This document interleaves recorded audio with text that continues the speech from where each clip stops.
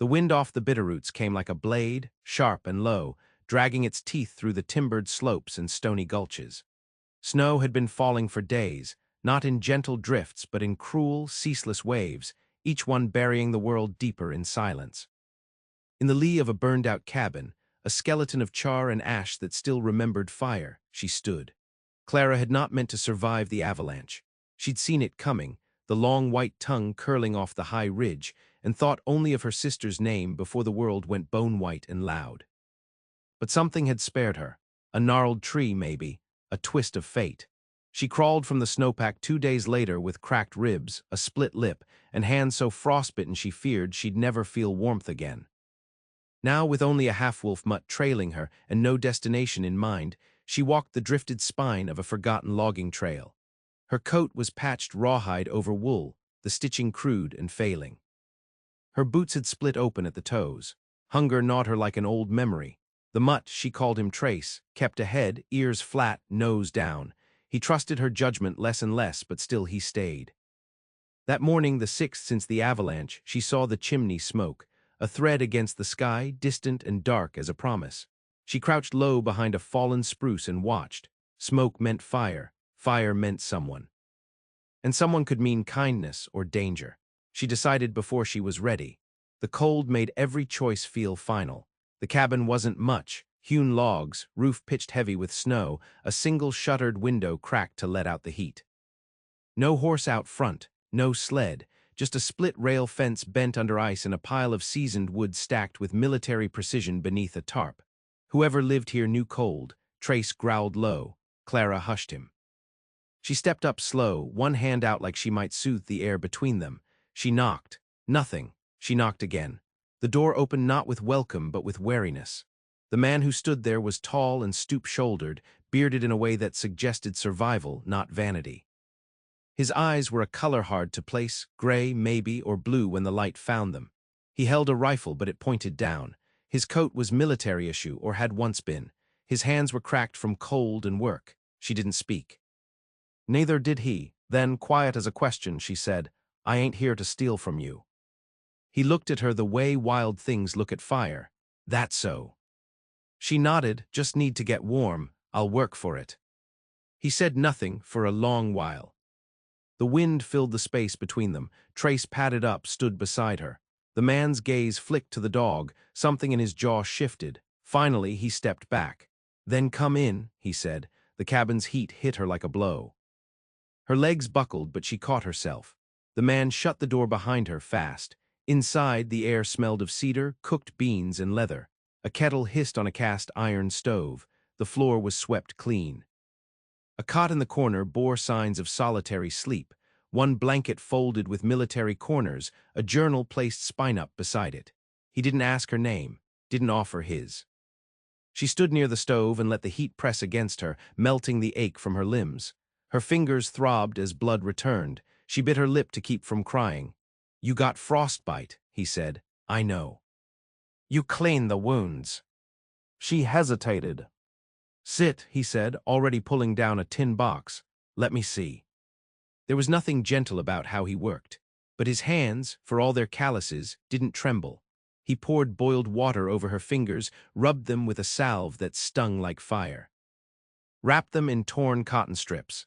You'll lose the tips of the smallest too, maybe," he said. "Or you won't. Either way, they'll hurt." "Been hurt worse," she said. He looked at her then, for the first time really, and nodded like he believed her. That night she slept near the stove, Trace curled tight against her side. The man lay on the cot, not asleep, just breathing slow. She heard it.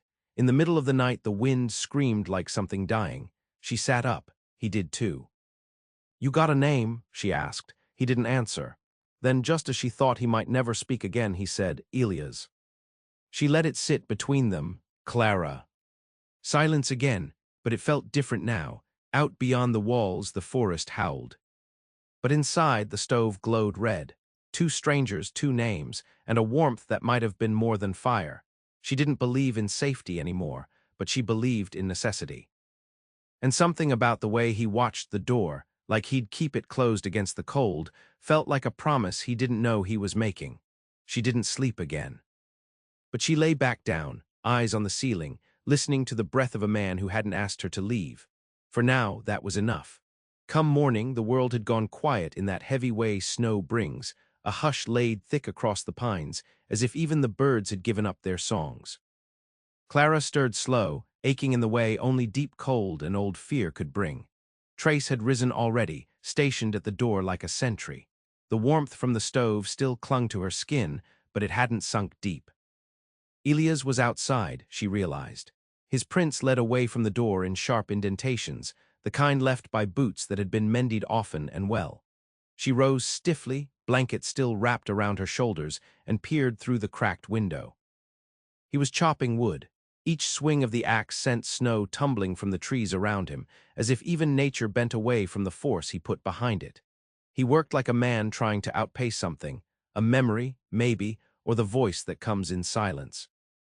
She'd seen that kind of labor before in the mines, in the camps. It never lasted, but it got a body through the day. She set water to boil, more for the sound than the drink. Something about the rhythm of it eased the sharp edges inside her. When he came back in, shaking off snow like a bear, he didn't look at her. Just set down the wood, stacked it clean, and stoked the fire. His coat steamed in the warmth. His beard glittered with frost. "Boil on," she said. He nodded. "You always live alone." "Most always." She let that settle, didn't push. After they ate, a thick stew of beans and salt pork that tasted better than anything she'd had in months, she cleared the dishes. He didn't stop her, just watched. "Why were you out there?" he asked finally. She dried the tin plates with the hem of her sleeve, hunting for a sister who wasn't there. "Dead." She paused, then nodded once. "Likely." "You sure?" "No. But I buried enough to stop hoping." He didn't offer sympathy, which she appreciated. He just handed her a can of ground coffee. "We'll stretch it thin, but it'll help." They spent that day not talking much. She repaired a split seam in her boot with sinew and needle he offered wordlessly. He sharpened a blade that had seen more years than her. The cabin held between them like a third presence, watchful, tired, and oddly kind. By nightfall, a storm had settled in earnest. Wind tore at the shingles. The door rattled. Somewhere, a tree groaned like it might give. "You think this place'll hold?" she asked. He looked around like the walls spoke to him. "Held this long." She sat close to the fire, arms around her knees. Trace had taken to sleeping with one eye open, a habit born of too many bad nights. "You got any kin?" she asked. "Had a brother." "Long time ago." She waited, but he didn't say more. Outside, something howled. Not the wind this time, coyotes maybe, or wolves. She couldn't tell anymore. He stood, checked the rifle by the door. "They won't come close tonight." "Fire'll keep 'em off." "You sure?" "No, but I tell myself things too." That made her smile, faint and crooked. The kind of smile that doesn't reach the eyes but still means something. She asked no more questions that night. But when he laid back on the cot, he didn't turn away from her like before. Just watched the ceiling, same as she did. The silence between them grew softer, like it was making room. In the morning, she found him already dressed, pack in hand. "Goin' somewhere?" she asked. "Hunt, won't be long. Couple snares I set yesterday up by Dead Man's Bluff." "Mind if I come?" He hesitated. "You up for it?" "I been up for worse." He nodded once. "Bring your coat." They walked in single file through the trees, snow past their knees in places. The world was gray and white and endless. The only sound was their breath and the occasional clatter of Trace weaving ahead. Elias moved like he knew the land by heart. She watched the way his eyes scanned the trees, how he stopped sometimes just to listen. They found one rabbit, stiff and frozen in the snare. He reset it without a word. Further up they came to a ridge. The view laid out beneath them like a wound, frozen river, shattered treeline, smoke from a distant fire curling skyward. "Other folks out there," she said. He didn't answer, but his jaw tightened. "Bad folks." Sometimes just folks." They turned back before dusk. The cold deepened fast then. That night, as she cleaned the rabbit, he lit a lantern and set it between them. The light cast their shadows long and trembling on the cabin walls. "Why'd you let me in?" she asked, not looking at him. "I didn't want to," he said. "But you were dying." Still might be. We all might be. She finished her work, wiped her blade, set the meat to simmer. I'll stay a little while, she said, voice low. Earn what I use. You don't owe me. I know. But I want to. He said nothing more, but when she passed him a tin of rabbit stew, their fingers brushed. He didn't pull away, she didn't either. The thaw was still months away, but the days lengthened by inches. Shadows moved slower across the snow, and the sky lingered a little longer in shades of pewter before night took hold. Still, the cold remained absolute, curling into the bones like regret. Clara woke each morning with her hands aching and her breath a silver thread.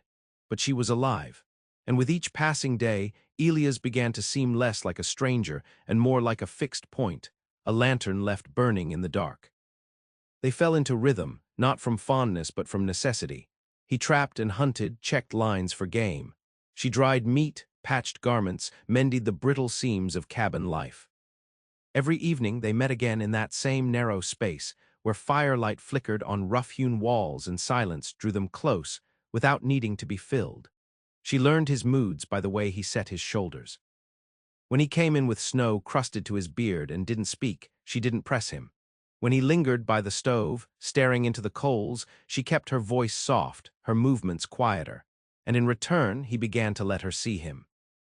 It was never in words, but once she caught him tracing the edge of an old photograph before tucking it away in the tin box beneath his cot. Another time, when she'd woken from a nightmare clawing at the blankets, he'd been standing over her with the rifle, calm but alert, the dog beside him, both waiting to see if the danger was outside or just inside her. She hadn't spoken of that dream. He hadn't asked. Instead, the next morning he handed her a carved stick of birch. A whistle, fashioned with care. She didn't blow it, just held it in her hand like it meant something, which it did. One evening they found a moose calf tangled in ice, its mother dead nearby, arrow shaft snapped off just above the hide. The calf's breath came hard, misting the air. Clara knelt, pressed her palm to its flank. Too young to last out winter alone. Can't feed it, Elias said. Won't come inside. She looked up at him. Doesn't mean we let it die. He stared down at the calf a long moment, then nodded once. They spent the better part of that night hauling it down the slope, breaking trail through thigh-high snow. By the time they got back, all three of them were trembling from the cold. They fashioned a linta from old tarps and stacked hay, set it behind the cabin where the wind broke off. They took turns feeding it crushed oats soaked in warmed milk. She named it Clover. It'll die anyway, Elias said, but softer this time. Maybe, she said, but not alone. A week passed like that, then another. One afternoon, as she scrubbed out the kettle near the stream, she caught her reflection in the thin ice crusted along the water's edge. Her face was leaner now, wind-burnt and sharp, but her eyes no longer looked hollow. She remembered herself once before the camps and the buried bodies, before loss had taught her to hold her breath through every kindness. She turned and saw Elias standing at the tree line watching her. He didn't look away when she met his gaze. Back inside that night he surprised her. I used to be a soldier, he said. She looked up from the fire. Union, Missouri Regiment. Left at the end of 65, never went home. Why not? He hesitated, because home wasn't there anymore. Burned in a raid, my brother too. Clara nodded. You stay out here 'cause it's safer. He shrugged. Safer than most things. She didn't speak again, just let the silence stretch and settle, like snow finding its rest on every branch. Later, after the lamps had been put out and only the stove's dying glow lit the room, she lay awake listening to Trace's soft snoring and Elia's steady breath. In the darkness, her hand drifted to the whistle on the floor beside her. She pressed it to her lips, didn't blow, just held it there, then set it down again. The wind picked up outside, rattling the lean-to. Clover bleated once, soft and mournful. Clara closed her eyes, and this time sleep found her, not as a thief, but as something closer to peace. The deep heart of winter came without ceremony, only a hardening of what had already been cold. Trees stood like sentinels of ice, their branches sheathed in brittle glass. The air turned sharp enough to draw blood from the lungs if you breathed too deep. In that stillness, even the sound of footfalls vanished, swallowed by snow piled high and unyielding. They lost Clover on the first day of the new moon.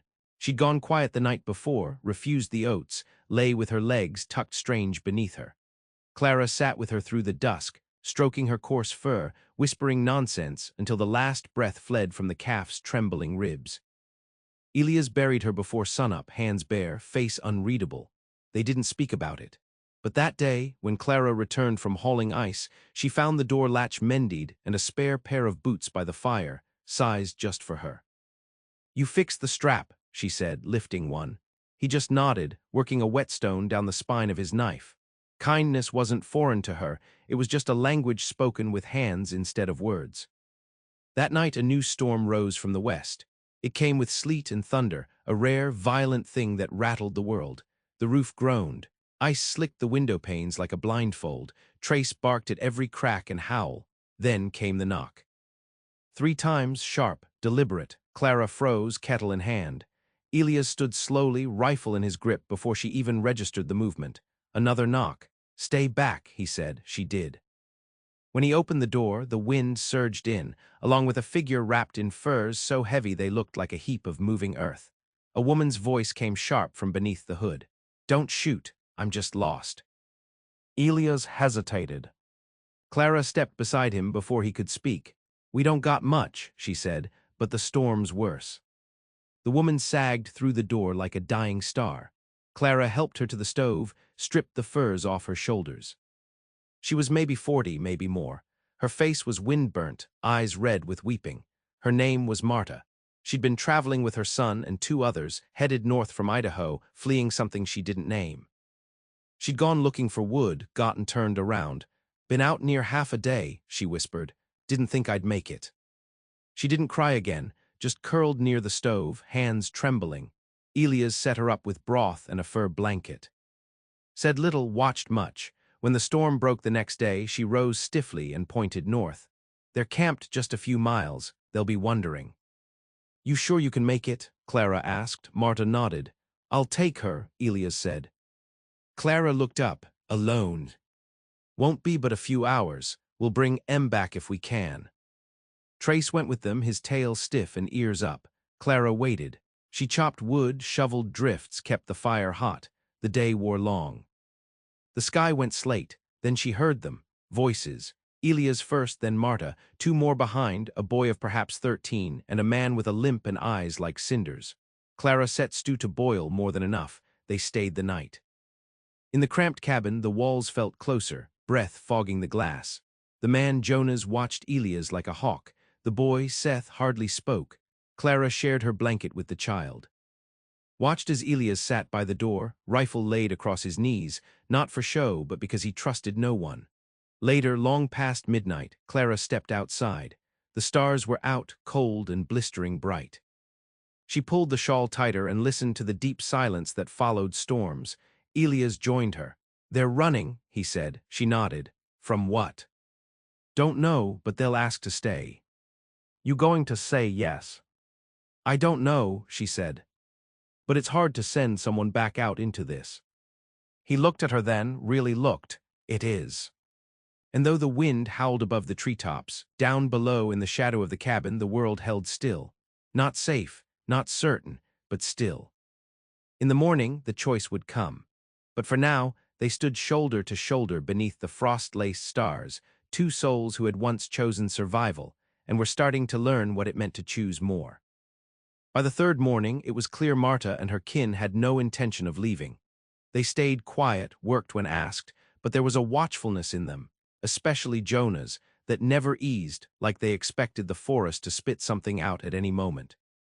Elias didn't argue, but he kept his rifle closer. Clara watched them all with the kind of stillness she'd learned on long nights at the edge of firelight, when any sudden move might draw attention you didn't want. She noticed the boy's bruised wrist, the way Marta flinched at loud noises, how Jonas always took the largest share without being offered. "Something's off," Elias said one night while they stood outside splitting kindling beneath a yellow moon. Clara nodded. "I know. You want me to ask Em to go?" She didn't answer right away. The axe came down hard in her hands, splitting a log clean. "No, not yet, the boy," she paused. "He's scared." Elias leaned against the shed wall. So was I once.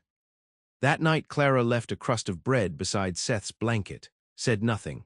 The boy didn't thank her, but he didn't look so hollow-eyed come morning. Then one afternoon, while Clara was out near the frozen creek collecting saplings for kindling, she heard voices, raised, too sharp for company. She hurried back, heart thudding. She found Jonas with his hand tight around Marta's arm. Seth was cowering in the corner. Elias stood nearby, not interfering yet, but watching with eyes gone flint-hard. Clara stepped between them before she knew what she meant to do. "Let her go," she said. Jonas turned, sneering. "This your house now, is it?" "No," she said, voice flat, "but I'm not watching you break what little's left of her." He laughed then. "You don't know what you're talking about. I know fear when I see it." Elias took a step forward. Jonas looked between them, weighed his odds, and let go. Marta sank onto the cot, cradling her arm. Seth fled into the lean-to. No one spoke for a long while. The fire crackled. The wind picked up. When night fell, Jonas slept near the door, back to the wall, one hand tucked beneath his coat. Clara didn't sleep. Neither did Elias. The next day, Marta asked for a map. "I'm leaving," she said. "Taking Seth. I won't ask nothing else from you." Clara looked at Elias. He gave a slow nod. "We'll help you," Clara said. "No," Marta whispered. "This is mine to fix."